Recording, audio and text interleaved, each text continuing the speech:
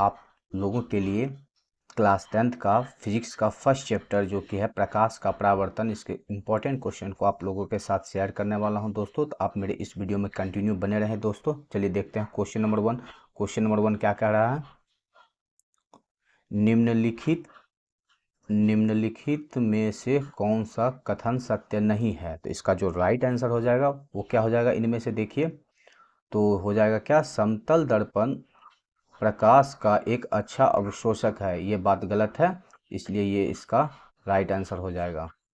समझ गए होंगे आप लोग। चलिए देखते हैं क्वेश्चन नंबर 2। क्वेश्चन नंबर 2 क्या कह रहा है? ऐसे पदार्थ जिनसे होकर आपतित प्रकाश का एक छोटा सा भाग ही पार कर पाता है कहे जाते हैं। उसे क्या कहे जाते हैं? उसे कहे जाते हैं पारभासी पदार्थ। ऑप्शन इसका सी हो जाएगा, गौ। चलिए देखते हैं क्वेश्चन नंबर 3। क्वेश्चन नंबर 3 क्या कह रहा है? क्वेश्चन नंबर 3 देखिए, आपतन कोण होता है। आपतन कोण कैसा होता है?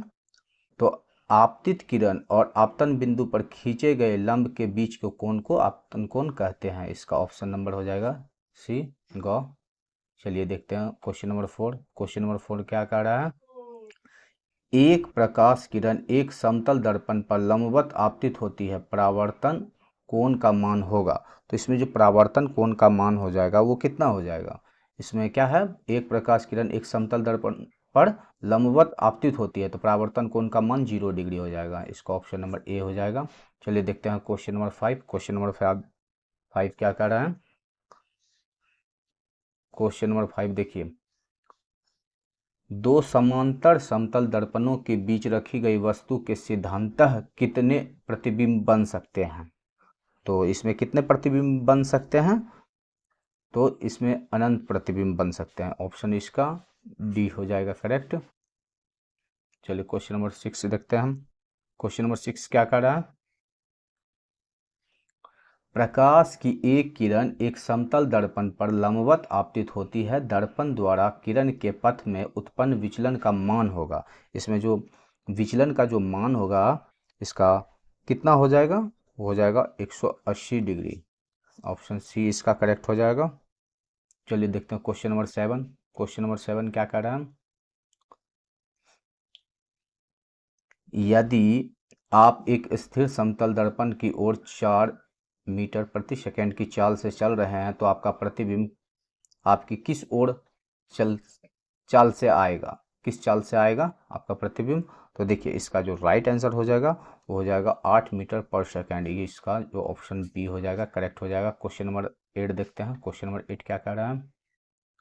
किसी समतल दर्पण की फोकस दूरी का मान होता है। किसी समतल दर्पण का फोकस दूरी का जो मान होता है वो अनंत होता है। ऑप्शन नंबर इसका सी करेक्ट हो जाएगा। क्वेश्चन नंबर 9 देखते हैं। क्वेश्चन नंबर 9 क्या कह रहा है?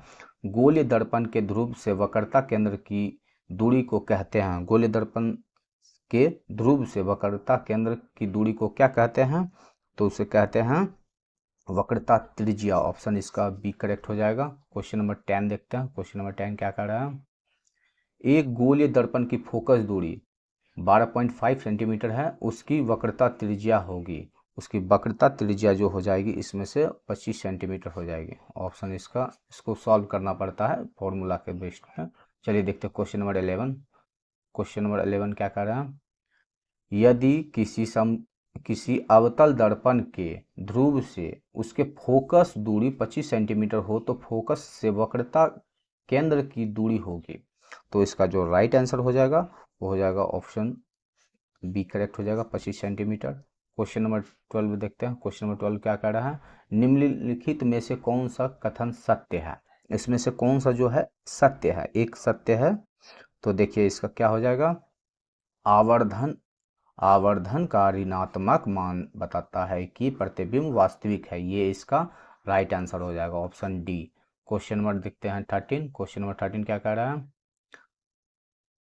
निम्नलिखित में से कौन सा कथन असत्य है? तो इनमें से जो कौन सा कथन है जो कि असत्य है तो वो असत्य वाला ये है, अवतल दर्पण द्वारा वस्तु का केवल वास्तविक प्रतिबिंब बनता है। ये कि गलत है।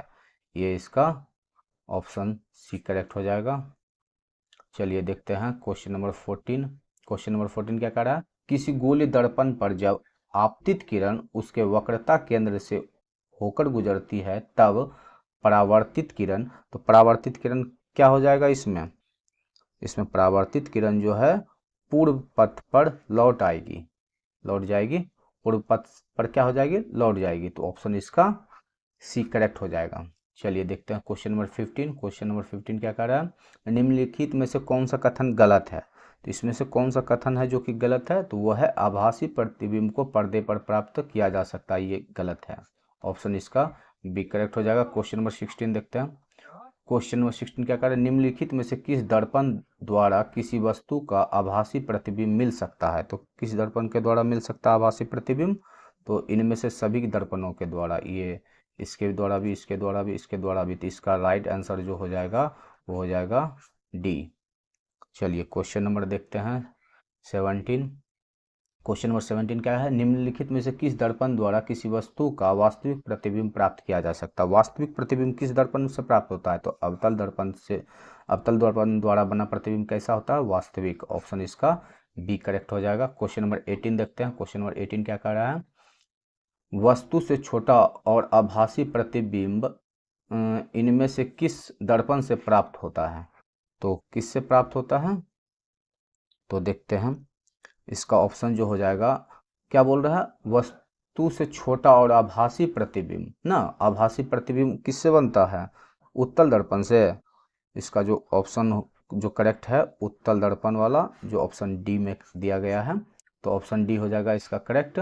चलिए आप देखते हैं क्वेश्चन नंबर 19। क्वेश्चन नंबर 19 क्या कह रहा है, कहाँ पर स्थित होने से वस्तु का वास्तविक प्रतिबिंब अवतल दर्पण के वक्रता केंद्र पर बनता है। तो इसका जो राइट आंसर हो जाएगा वो हो जाएगा वक्रता केंद्र पे। ऑप्शन इसका बी करेक्ट हो जाएगा। क्वेश्चन नंबर 20 देखते हैं। क्वेश्चन नंबर 20 क्या कह रहा है,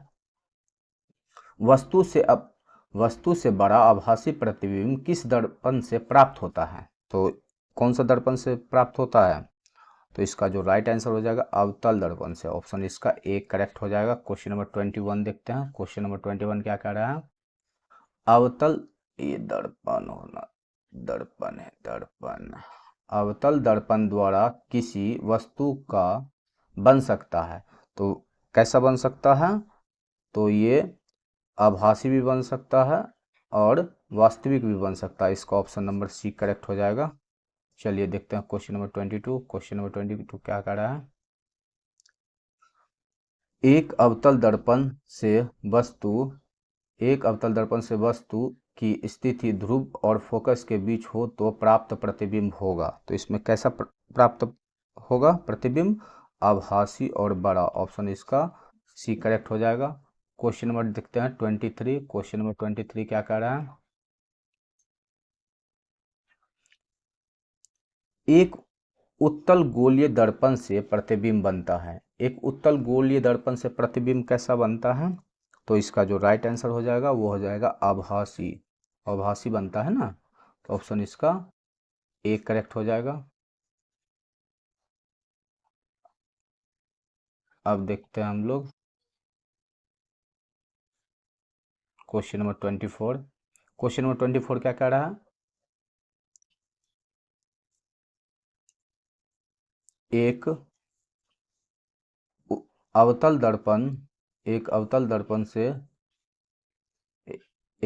दर्पण से किसी भी दूरी पर रखी गई एक वस्तु का सीधा प्रतिबिंब प्राप्त होता है तो दर्पण है।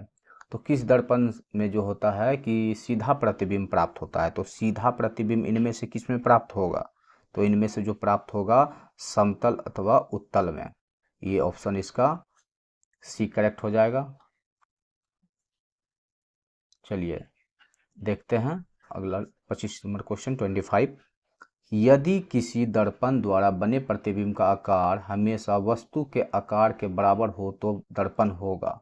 तो किस दर्पण में वस्तु के आकार के बराबर बनता है, तो इनमें से जो उसका जो राइट आंसर है वो क्या है, समतल। समतल दर्पण में कैसा प्रतिबिंब बनता है, वस्तु के आकार के बराबर का बनता है ना। ऑप्शन इसका सी करेक्ट हो जाएगा। क्वेश्चन नंबर 26 देखते हैं। क्वेश्चन नंबर 26 क्या कर रहा है, अवतल दर्पण से बनने वाला वास्तविक प्रतिबिंब तब बड़े आकार का होता है जब वस्तु दर्पण के, तो वस्तु जो दर्पण का किस स्थान पर रहता है, तो वक्रता केंद्र और फोकस के बीच रहता है, तब वस्तु के आकार के बड़ा बनता है ना। चलिए देखते हैं क्वेश्चन नंबर 27। क्वेश्चन नंबर 27 में क्या कह रहा है, एक अवतल दर्पण के मुख्य अक्ष के लंबवत 1.5 सेंटीमीटर आकार की एक वस्तु रखी है। दर्पण से वस्तु की दूरी दर्पण के वक्रता त्रिज्या के बराबर है। प्राप्त प्रतिबिंब का आकार इनमें से क्या हो जाएगा? इसका ऑप्शन 1.5 सेंटीमीटर हो जाएगा ना, ऑप्शन सी करेक्ट हो जाएगा। क्वेश्चन नंबर देखते हैं 28। क्वेश्चन नंबर 28 क्या कह रहा है? क्वेश्चन नंबर 28 देखिए, एक वास्तविक वस्तु का उत्तल दर्पण द्वारा बने प्रतिबिंब के लिए निम्नलिखित में से कौन सा कथन असत्य है? तो इनमें से जो है कि जो असत्य है वो है क्या? प्रतिबिंब वास्तविक बनता है, तो ये गलत है। इसका जो राइट आंसर यही हो जाएगा, ऑप्शन क्या? बी। चलिए देखते हैं क्वेश्चन नंबर 29 को। क्वेश्चन नंबर 29 क्या कह रहा है, यदि सूर्य प्रकाश किसी अवतल दर्पण के प्रधान अक्ष के समांतर दर्पण पर आपतित हो रहा है और प्रतिबिंब दर्पण के ध्रुव से 30 सेंटीमीटर की दूरी पर बन रहा है, तो दर्पण की वक्रता त्रिज्या होगी। तो इसका जो राइट आंसर हो जाएगा, वक्रता त्रिज्या कितना हो जाएगा इसका जो वक्रता त्रिज्या हो जाएगा इनमें से 60 सेंटीमीटर, ऑप्शन सी करेक्ट हो जाएगा, 60 सेंटीमीटर। चलिए क्वेश्चन नंबर देखते हैं 30। क्वेश्चन नंबर 30 क्या कह रहा है, 20 सेंटीमीटर फोकस दूरी वाले एक अवतल दर्पण में किसी वस्तु की उसके वास्तविक प्रतिबिंब से न्यूनतम दूरी होगी। तो इसका जो राइट आंसर हो जाएगा वो हो जाएगा ऑप्शन डी, 0 हो जाता है ना, ऑप्शन डी हो जाएगा करेक्ट। एक अवतल दर्पण के ध्रुव से 30 सेंटीमीटर की दूरी पर रखी गई वस्तु का वास्तविक प्रतिबिंब दर्पण के ध्रुव से 60 सेंटीमीटर पर बनता है, तो उस अवतल दर्पण की त्रिज्या का मान होगा। उस अवतल दर्पण के त्रिज्या का जो मान हो जाएगा इनमें से हो जाएगा वो 30 सेंटीमीटर से अधिक और 60 सेंटीमीटर से कम। ऑप्शन इसका सी करेक्ट हो जाएगा। क्वेश्चन नंबर देखते हैं 32। क्वेश्चन नंबर 32 क्या कह रहा है, एक वस्तु 15 सेंटीमीटर फोकस दूरी वाले अवतल दर्पण के सामने 10 सेंटीमीटर की दूरी पर रखी है। वस्तु का प्रतिबिंब बनेगा, तो इसमें जो वस्तु का जो प्रतिबिंब बनेगा वो कहाँ पे बनेगा? तो आभासी और कैसा बनेगा? आभासी, बड़ा तथा सीधा। ऑप्शन इसका बी करेक्ट हो जाएगा। क्वेश्चन नंबर देखते हैं 33। क्वेश्चन नंबर 33 क्या कह रहा है, यदि वस्तु 40 सेंटीमीटर फोकस दूरी के उत्तल दर्पण से 40 सेंटीमीटर दूर स्थित हो तो उसके प्रतिबिंब के बीच की दूरी जो हो जाएगा ऑप्शन 60 सेंटीमीटर हो जाएगा। ऑप्शन इसका बी करेक्ट हो जाएगा, 60 सेंटीमीटर होगा।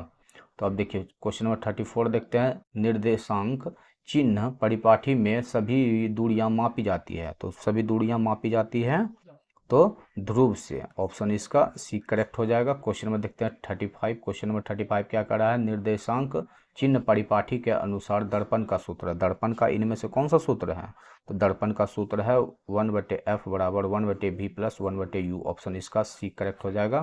क्वेश्चन नंबर देखते हैं 36। क्वेश्चन नंबर 36 क्या कह रहा है, निर्देशांक चिन्ह परिपाठी के अनुसार गोलीय दर्पण के लिए आवर्धन का सूत्र, गोलीय दर्पण के लिए जो आवर्धन का सूत्र है वो क्या है? m बराबर -v/u। ऑप्शन इसका डी करेक्ट हो जाएगा।